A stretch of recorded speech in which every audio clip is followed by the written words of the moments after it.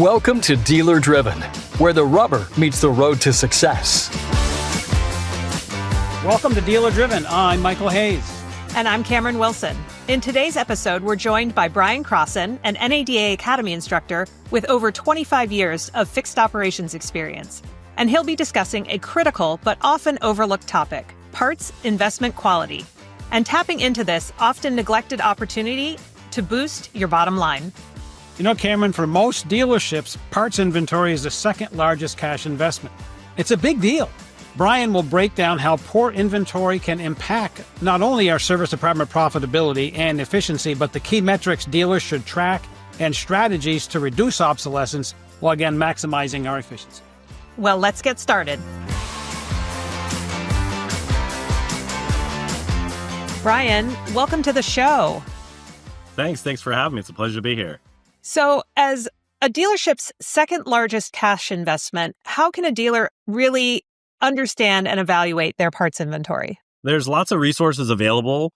We've got standard KPIs dealers can use, from month supply, first-time fill rates, some more advanced metrics. If dealers are participating in our 20 groups, they can use our financial statement composite, as well as lots of DMS reports are available for our dealers to really start drilling down deeper than just the surface level of how much do we have and how much of it is too old. So, Brian, when we think about, obviously, one of the inventories we talked about, so important. Why do you think so many dealers and so many general managers kind of overlook the parts inventory and realistically, the investment quality of the parts inventory? Why do you think they miss that? I think visibility has a lot to do with it. You know, your new car inventory, you walk past it every day. Your used car inventory, you walk past every day. Parts is kind of hidden in that back corner. And a lot of our dealers and general managers are really reliant on the parts manager to tell them how things are going back there. And a lot of parts managers may not be as well trained on the parts inventory reports needed to give a dealer that lower level access to their investment quality.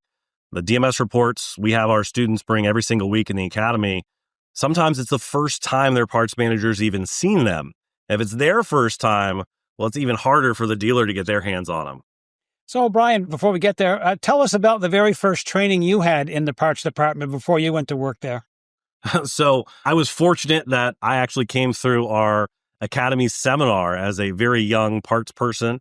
I'll tell you, it was 23 years ago. So if you're doing the math, I was 9 when I came through and wasn't a parts manager. Only been in the business for 2 years, but really set the foundation of inventory fundamentals and financial management for the parts department.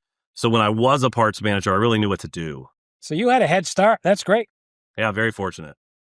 And so, Brian, as a former parts manager, what are some of the biggest risks that you can share with our listeners about neglecting their parts inventory? Well, first off, you have poor performance out of your parts department. So your parts department isn't as efficient as it could be, which then trickles into every other department. If your parts department doesn't have what you need when you need it, it's really hard to optimize your service department.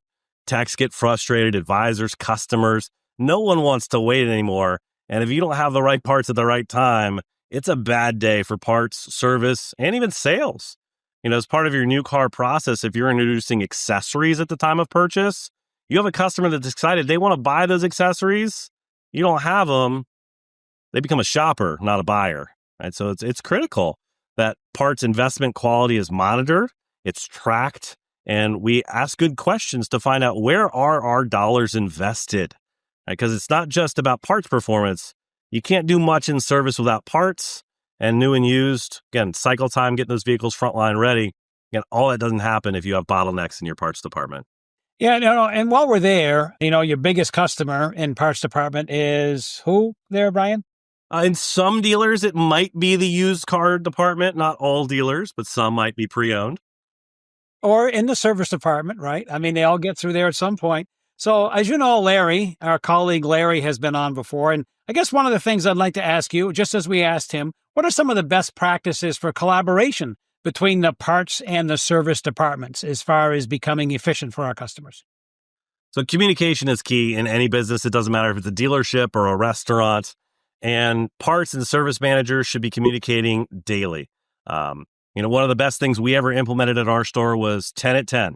Just 10 minutes at 10 o'clock, a quick sit rep meeting where we discussed what's recall availability look like, what's the current back order list and log look like, and really plan the day. What's critical, what needs to get done, what are your pain points for today, what are our pain points, so we could work together to make sure that we all maximize the opportunities each and every day. Along with just good communication in the service department, technology. It's 2025, and there are so many good tools now for communication, third-party plugins that work with your DMS, as well as just using the full capability of your DMS. Things like special order notifications. I tell my dealers all day now that it's 2025.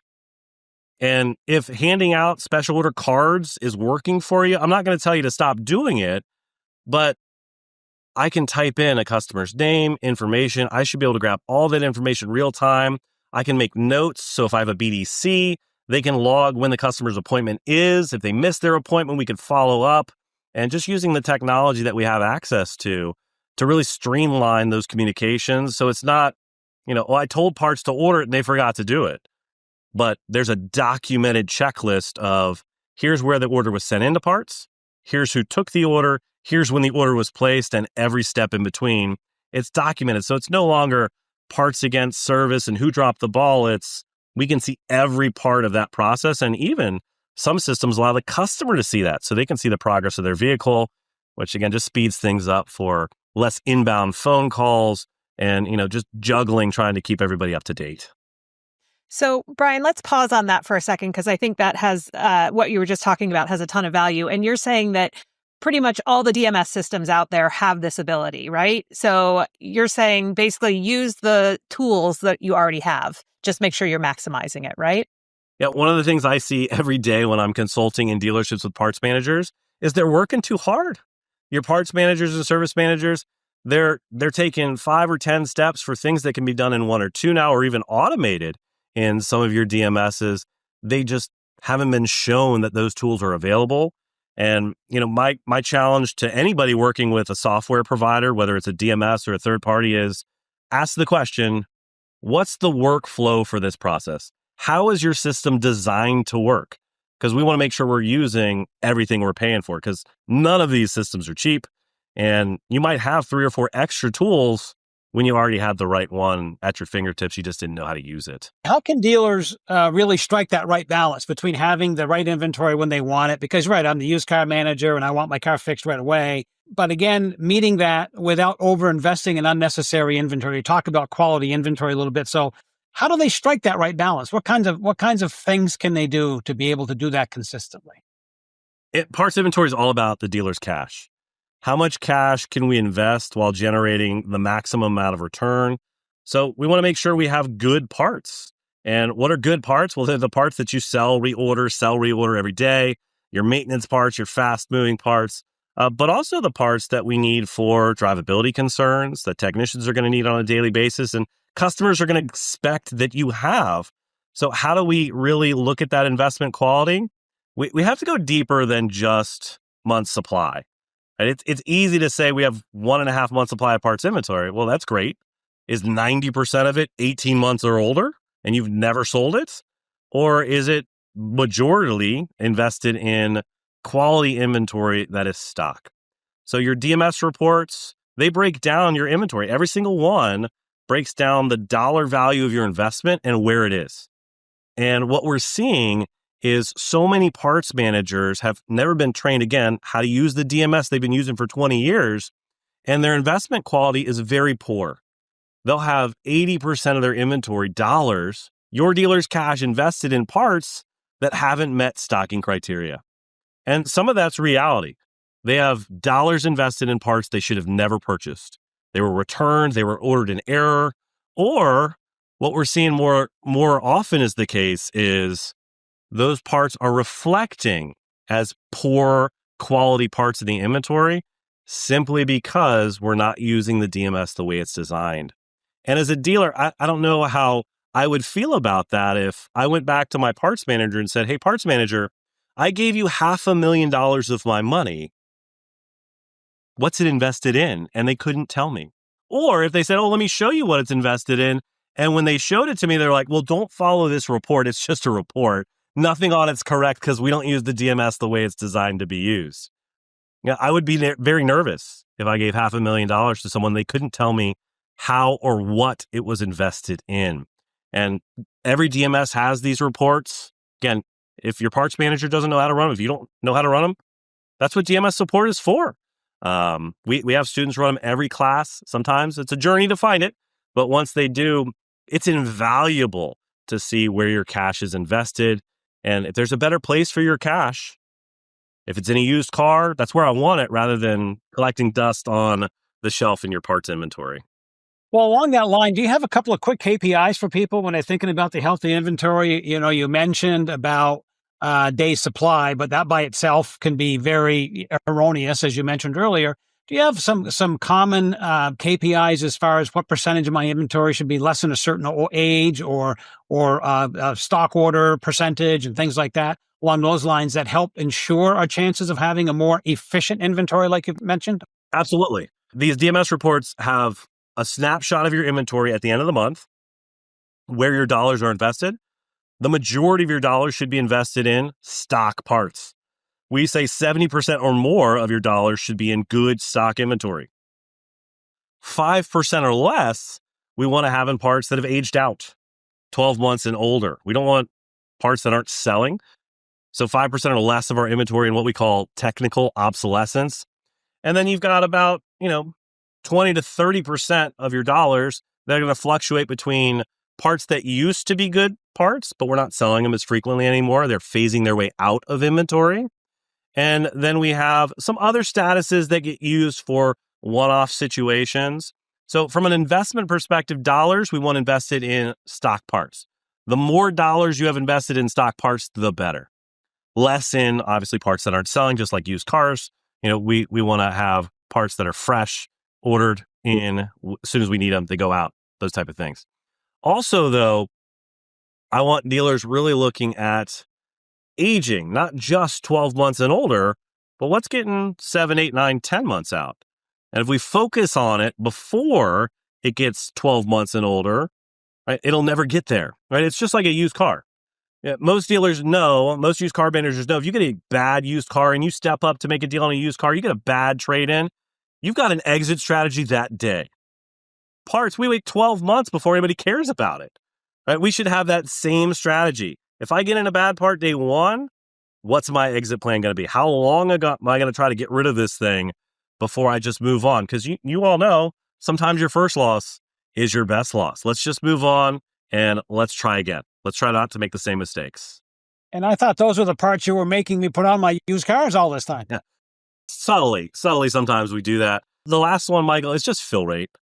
How many times do your techs go to the counter and get everything they need? Right? And you don't have to run a report or do any advanced reporting for that information. You can just go back and watch. Spend 15, 20 minutes at your parts counter and see how many technicians ask for parts, how many of them you have everything you need, and how many times they walk away empty-handed. And that's a really good reflection of the quality of your inventory and how it's impacting the service department. That's a great spot check. So let's chat for a second, if you don't mind, about manufacturer programs, because, in classes every day, you're seeing OEMs, all the different, manufacturers in one of our classes. So let's talk about the supplier relationships and the manufacturer programs and the role that they play in helping a dealer maintain a healthy and profitable parts inventory. So vendor manager inventories are something that the majority of parts managers have to deal with on a daily basis. Manufacturers are drilling into the DMS every night, and based on what you've sold, they recommend what you should stock. And for the department to qualify for any of the back-end money, incentives, return reserves, advertising credits, they have to take 85 to 90% of the manufacturer's recommendations. So I'll probably leave my personal feelings about vendor managed inventories out. What I will share, though, is if your parts manager has not been trained on inventory basics of stocking, and they really just were the best counter person, so they were next in line for that management position, and we gave it to them, having a vendor managed system in place really helps the dealer kind of keep things on track, because someone is looking at your inventory and making recommendations for stock. Now, that parts manager still needs to go in and accept those proposals from the vendor managed inventory. But for new parts managers to the position, or parts managers have been doing it for a long time that aren't well trained, vendor managed inventories are a great solution to really kind of bridge that gap of knowledge and skill with a newer parts manager.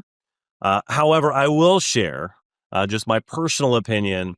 I don't believe today, 2025 today, that anything can stock an inventory better than a well-trained parts manager. The vendor managed systems are great with data, statistics, and probability, but your parts manager knows the nuance of the parts department. They know how much space you have. And the vendor managed system might want you to stock 10. You can't stock 10 if you only have space for 5. Also, they should really be having tough conversations on what's the cost of these parts, and is that the best place for our dollars, right? So they give you that compliance percentage so you can take what makes sense and don't take what doesn't. And that's what we really encourage our parts managers to do, is to blend the vendor managed system with your DMS. You can set up your DMS the way you want it to your stocking criteria. You have no control over the vendor managed system. So if their system recommends it and your system recommends it, probably going to stock it because that's my criteria and theirs. If one system recommends it and the other one doesn't, well, I'm going to think twice about it and really look harder before I make that stocking decision. So right now, I think vendor managed systems are a necessary evil. They're a good stopgap, if you will, for parts managers that don't have a full grasp on everything related to parts inventory.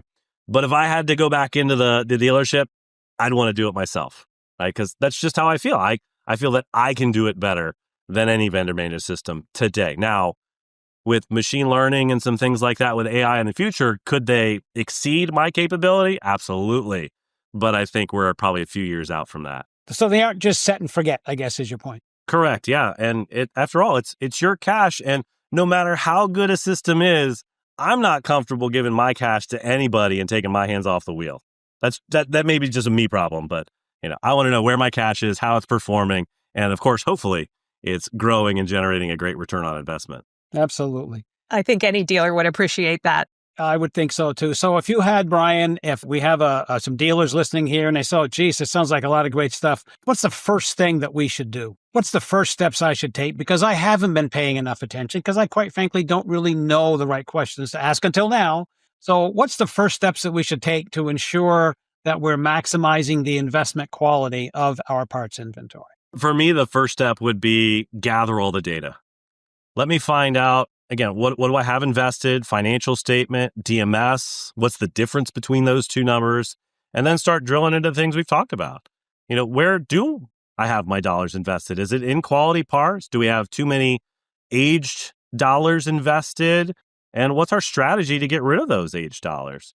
But really just start small and let's get the facts. Let's gather the facts on where our dollars are currently invested. What's our strategy for investing? Is it diversity, right? Like an investment portfolio. We don't need as much diversity in the parts department. We just want those good stock parts. But yeah, grab those reports, do some observation. There's so many software solutions out there, and the solution to a lot of dealers' problems isn't software. It's just observing what's going on. If you just spend 20 minutes at your back parts counter, talking to your technicians, listening to your service advisors, polling your customers, then you'll find out real quick if you need to do more investigation into your parts inventory investment quality or not. Yeah, I was kind of thinking about your recommendation about just standing back there and seeing how often the service people walk away with all the right parts. And I'm not sure it'd be the 95% that some of us get reported to. That's all. So. Yeah, absolutely. Those numbers can be easily manipulated.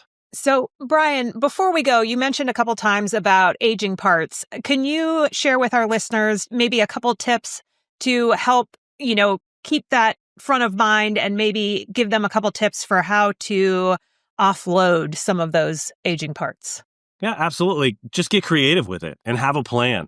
A lot of parts managers that I work with have aging inventory problems. The average dealer has about $75,000 in obsolete inventory, parts they have not sold in a year or longer. And when I ask parts managers, hey, what's the plan? How are we getting rid of these? They don't have a lot of answers. So get with your parts managers and start a plan. Do we need, as Michael mentioned earlier, do we need to put some of these on some used cars? Right? If you have old accessories, why not put them on a used car? Make that used car stand out amongst its competition because it's got a roof rack on it or a really nice spoiler, whatever it might be. And, I see a lot of dealers end up with, they've changed parts managers and now the new parts manager and the new service team don't sell the same things the old parts manager did. So what's the strategy to get rid of those? And they don't have one. So where are these parts going to go? We just need to work at it. It's not going to go away on its own. And, some parts managers hold on to this belief that, someday someone's going to come and they're going to want this part and we're the only ones that are going to have it. We're going to sell it for all the money. Well, I don't need to tell you all, you didn't make any money on that part. After 5 years, you didn't make any money on that part. The dollars you could have had invested in other investments generating a turn would be much greater. So get with your parts managers, whatever the dollars you have are, what's the way to get rid of them and what's the time frame? I'm in a lot of dealerships too that write parts down. They write them down to a penny cost. And I'll ask, how long have this been here? About 3 years. If you haven't sold parts in 3 years and their cost is a penny, I don't think you're going to sell them.